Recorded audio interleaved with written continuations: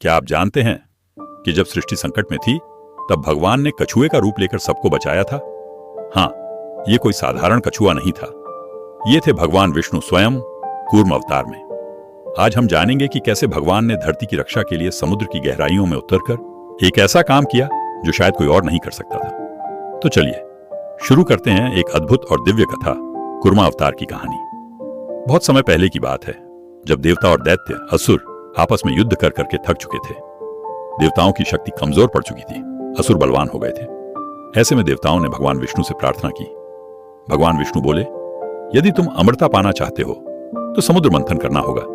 उस मंथन से निकलेगा अमृत जो तुम्हें अमर बना देगा। पर अब सवाल था, मंथन कैसे हो? उस समय भगवान ने योजना बनाई। मंथन के लिए लिया गया मंदराचल पर्वत और रस्सी बनी वासुकी नाग।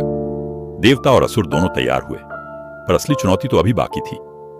जैसे ही मंथन शुरू हुआ, मंदराचल पर्वत भारी होने के कारण समुद्र में डूबने लगा। देवता घबरा गए, असुर चिल्लाने लगे, अब क्या होगा? तभी भगवान विष्णु ने एक अद्भुत रूप धारण किया, कछुए का रूप, यानी कूर्म अवतार। उन्होंने विशाल कछुए का शरीर लिया और समुद्र की गहराई में जाकर उस पर्वत को अपनी पीठ पर थाम लिया। अब मंथन शुरू हुआ।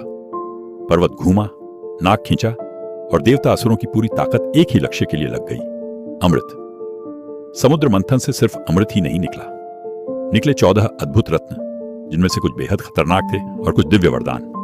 निकला हलाहल विष, जिसे खुद भगवान शिव ने पी लिया। लक्ष्मी माता, जो बाद में भगवान विष्णु की पत्नी बनी।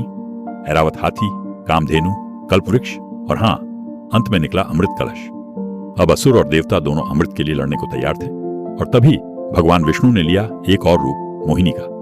उन्होंने असुरों को मोह में डालकर अमृत देवताओं को पिला दिया। इस प्रकार सृष्टि की रक्षा हुई। अब जरा सोचिए, अगर भगवान विष्णु कछुआ न बनते तो मंदराचल पर्वत डूब जाता, मंथन असंभव हो जाता और अमृत कभी मिलता ही नहीं। कूर्म अवतार हमें सिखाता है कि अगर नींव मजबूत न हो तो कोई भी कार्य सफल नहीं हो सकता। भगवान ने यह रूप लेकर सिखाया, मूल काम भले दिखाई न दे, पर वही सबसे जरूरी होता है। यह अवतार छोटा जरूर लगता है, लेकिन इसकी भूमिका इतनी गहरी है कि पूरी सृष्टि का संतुलन इसी पर टिका था। कूर्म अवतार हमें यह भी सिखाता है कि जब हालात बिगड़ जाएं, तो धैर्य, संयम और समर्पण से ही समाधान मिलता है। भगवान विष्णु ने हर युग में, हर संकट में एक नया रूप लिया, कभी मत्स्य, कभी कूर्म, कभी नृसिंह। क्योंकि जब जब अधर्म बढ़ा, तब तब भगवान ने जन्म लिया। अगर आपको यह कथा पसंद आई हो तो वीडियो को लाइक जरूर कीजिए और ऐसी ही और पौराणिक कहानियों के लिए चैनल को सब्सक्राइब कीजिए। जय श्री हरि।